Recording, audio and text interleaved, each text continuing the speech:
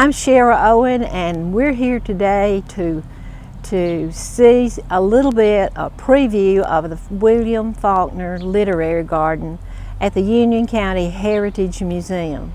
The garden is located in the outdoor exhibit area, which depicts Agrarian Society, which was this society during the time of all of William Faulkner's writings. And the gate has implements from everything that's agrarian, and it's the large entrance to the outdoor area. Now, this outdoor area has been dubbed by Jill, our museum director, as Frenchman's Bend, which is a part of William Faulkner's prose. Everything in the garden is taken from the prose of William Faulkner, who wrote approximately 20 works in the first part of the 20th century, and he covers a time from pre-Civil War all the way up through mid-century in his writings. Every quote that we use in the garden is taken from these works. This sculpture of Faulkner works was made from a 100-year-old tree that was felled at the Union County Courthouse, which was built in 1909. And a sculptor from Alabama did this work. And we're very pleased to have this depicting Faulkner's works. This sculpture is at the entrance to the outdoor exhibit area and to the William Faulkner Literary Garden, very appropriately under the wisteria, or the wistaria, as William Faulkner called it, but the entrance to the garden. These beans are hanging from the overpowering wisteria vine, which William Faulkner is so known for. The wisteria here came from a home in Oxford where William Faulkner often visited. And I'll take this opportunity to tell you about the signs that we have and what's on our signs. This interpretive sign gives a picture of the wisteria when it is in bloom. It gives information, horticultural information about the wisteria, and it will give folklore tales or uses of trees on our signs. It also includes the botanical name. On the right-hand side, which is open like a book, if you'll notice, is the quote from William Faulkner. And the quote on our signs is exactly what's written in Faulkner's quotes. Like, for instance, I mentioned wisteria, spelled with an A, and we all know wisteria is spelled with an I in our day and time. But every sign has exactly the words of Faulkner. Be it correct English or not, it's written exactly as Faulkner wrote it. And then under Faulkner's name is Flags in the Dust. This particular one gives the prose from which it's found. William Faulkner also talks about the green garden furniture, sitting on the green garden furniture in one of our quotes. And we tried to interpret this just as he would like us to interpret it. So you're invited to sit under the wisteria in the green garden furniture. You can't come into this garden without looking to your right and seeing a huge clump of wood. This sculpture is from a burl, which is a big cancer-looking thing that grows on a tree. This one is a very old burl. You may own something in your house or in your car that has burled wood, which is beautiful wood. Zach Stewart and Jill Smith built this by burning it out to be a seat where you can be a part of the burled wood. While sitting here in this nice, cool wisteria shade, I would like to tell you, William Faulkner was very consumed with soils and what grew on those soils, and that's very obvious in his work. This poster shows Mississippi, well, it shows the whole southeast and where everything is located. but zero in on Union County, North Mississippi. Look at the different soil provinces, physiographic provinces in Mississippi, and think about all those soils and all the different things that Faulkner writes about. The purple is where we are right now. This is the Pontotoc Ridge, and it's the hills and hollows. And if you read Faulkner, you know hills and hollows are so important to him. The yellow strip right beside it is Flatwoods Clay, which is a gummy clay. When it gets wet, you can't get out of. And that is in Union County, a part of Union County, and down through Mississippi. And then the purple is where Oxford would be, and then the delta, you can see all the alluvial soil over in the delta things, and the Memphis Lurse is the brown coming down. These are the places that Faulkner visited, lived, and wrote about, and places that were very important to him. If you were visiting our county in New Albany, you could go through 4 different soils right here. As you walk through the arbor of this garden, which is covered by a large crepe myrtle planted right at the beginning of building this garden, you see that this sign tells us this crepe myrtle was bushes that were there that were old as time and huge as age. He wanted us to get a feel of time in this particular prose, this particular quote. This garden was built by the New Albany Garden Club and people who helped in 2005, along with the museum space. It's located 200 feet from the birthplace of William Faulkner. So we think it's in a very appropriate place. And the dedication reads as this: this garden is created to increase understanding and appreciation for William Faulkner's use of local plants and landscape in his prose.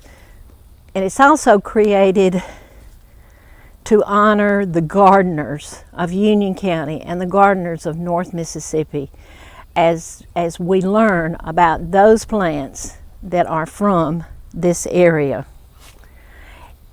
If you look this way, this is the Agrarian Society that Faulkner wrote about, depicted in collections that Jill has put together.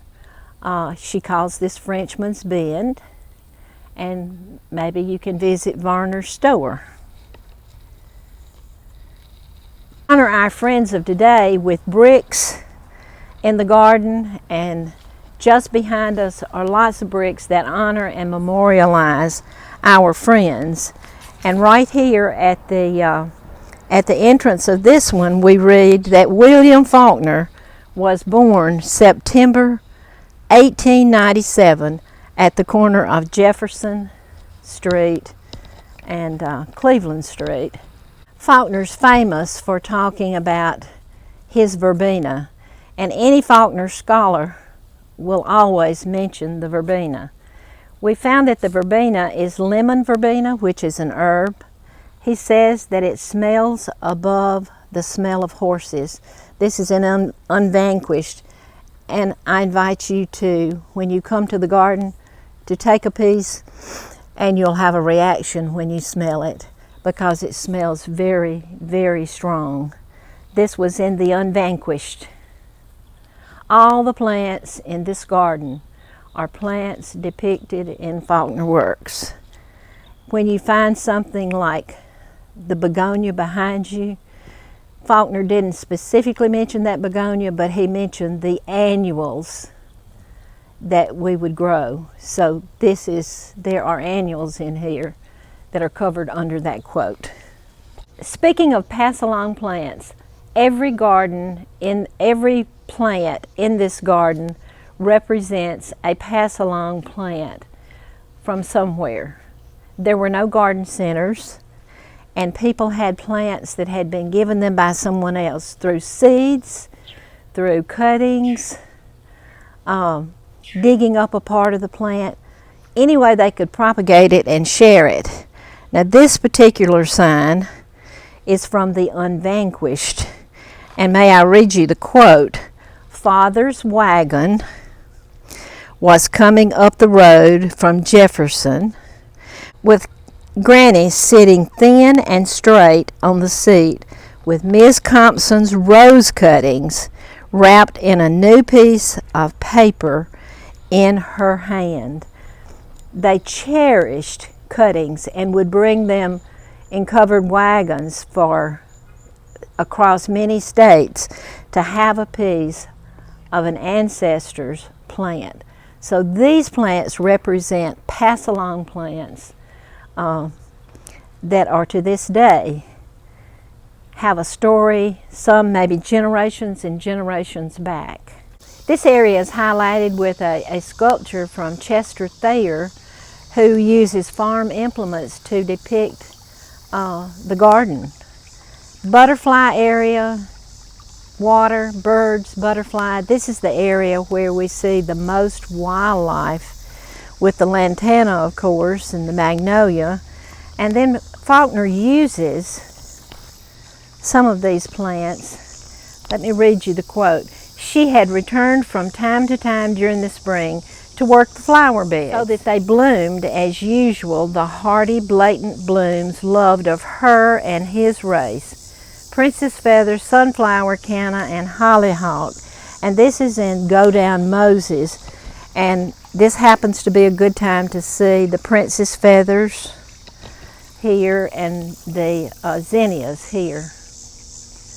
And back behind there is a tree we call the wishing tree, the blue tree. This was written by Faulkner to give to children in his life, and it was not published until after his death. He changed it many times, but he talked about the melamax tree, where the old man and took the children to the woods looking for the wishing tree, and found the melamax tree, which turned the color of their wishes.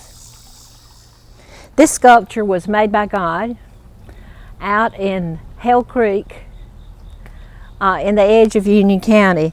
Faulkner he made Hell Creek famous in his writings, which were in things like Reader's Digest and magazines, short stories. But this rock is from one of those soils that I call the Flatwoods Clay, and Faulkner uses it in his prose. A man pours water in the creek, in the roadbed, and people get stuck, and they have to pay him to get them out. So Hell Creek Bottom, the rock was brought here the rock was picked up in Hell Creek Bottom, probably in the spot where Faulkner was talking about, and brought here. You'll notice that it has fossils all in it, and that's indicative of this area, and that's depicted on the poster that you might see. There's so many fossils in our creeks and rivers and the reason that they're there is that the entire state of Mississippi was one time an embayment. The sea was here and covered this area, and we're on the seashore. This area is on the seashore, so we have a high concentration of fossils in our rivers and streams, and they can be found in rocks like these all over our county, different kinds of. And Jill has a wonderful exhibit of the fossils found in Union County. A study in itself. Okay, not in its prime, but pokeweed, pokeberry is a big part of Faulkner's life and North Mississippi life as a food and a medicine. And of course, you can read on the sign how it was used as food and medicine. But one of the interesting things about the two plants that are here side by side is that they were used, Faulkner used them to depict how the plant was used. And pokeberry, he says, it was Granny who had done the writing in her neat, spidery hand, written on the map by each town, 12 or 9 or 21 mules in dark purple pokeberry juice instead of ink.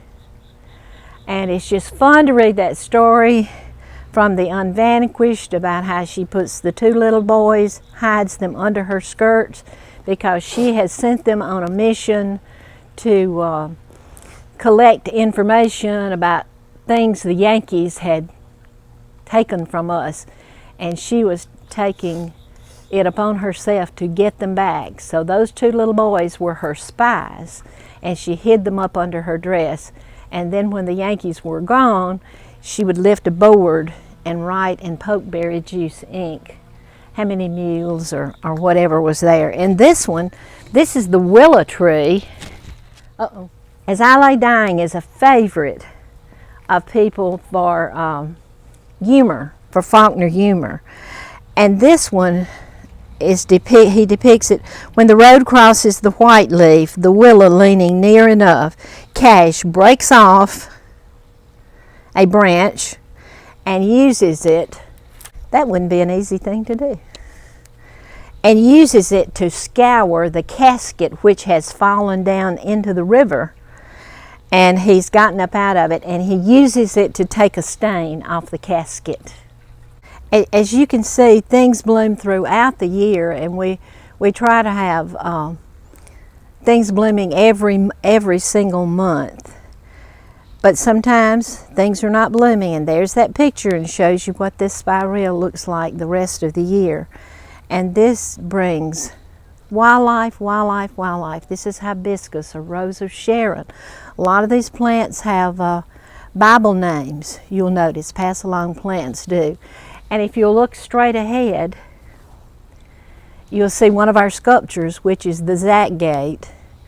Zach built this gate using the bright orange bodock wood that was used for arrows, and it's supposed to last forever.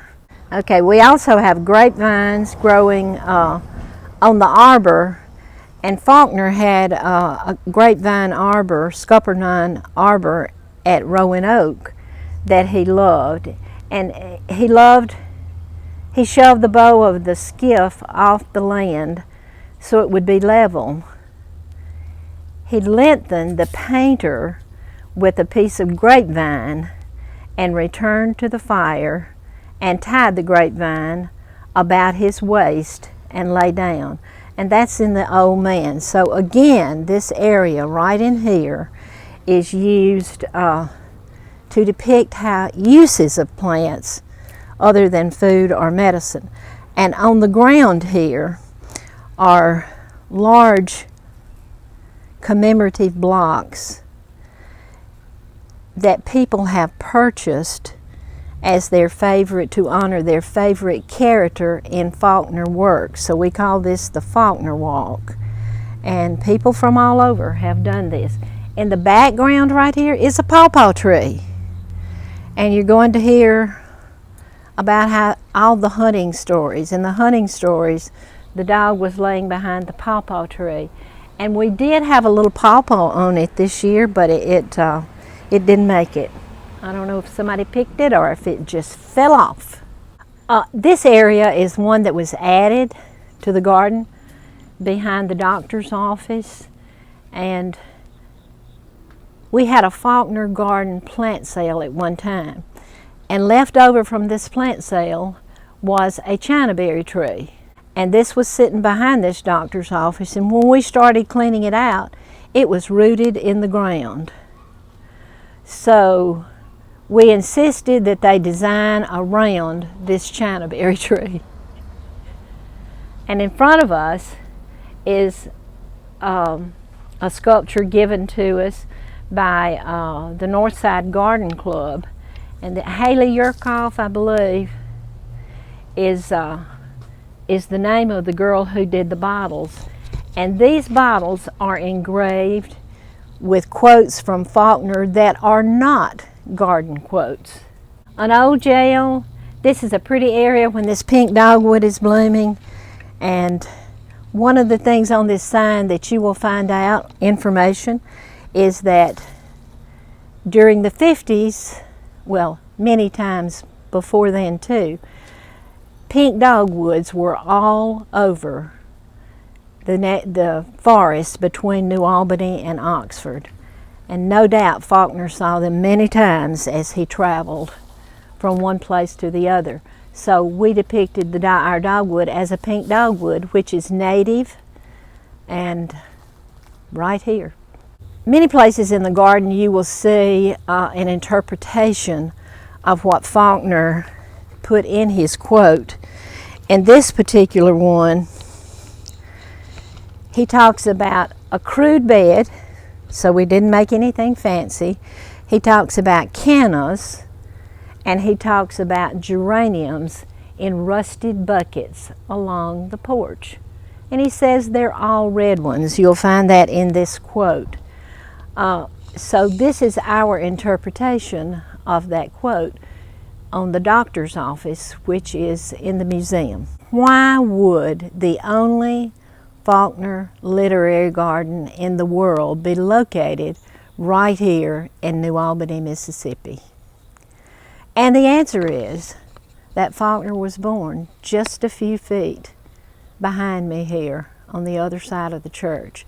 And we are right in the middle of what we call Faulkner Country. Faulkner Country ranges from Middleton, Tennessee to Pontotoc, Mississippi, according to Colonel William Faulkner, who is the patriarch of the Faulkner family. He built a railroad from Middleton, Tennessee to Pontotoc to connect to the Memphis, to the coast in Middleton, Tennessee, to that railroad. So one of the Faulkner Memphis junctions is right above Faulkner, Mississippi at Middleton, Tennessee. And then coming down through a town he named Faulkner, Ripley, Blue Mountain, New Albany, which is at about the center, and then on to Ingomar, Ecru, and Pontotoc.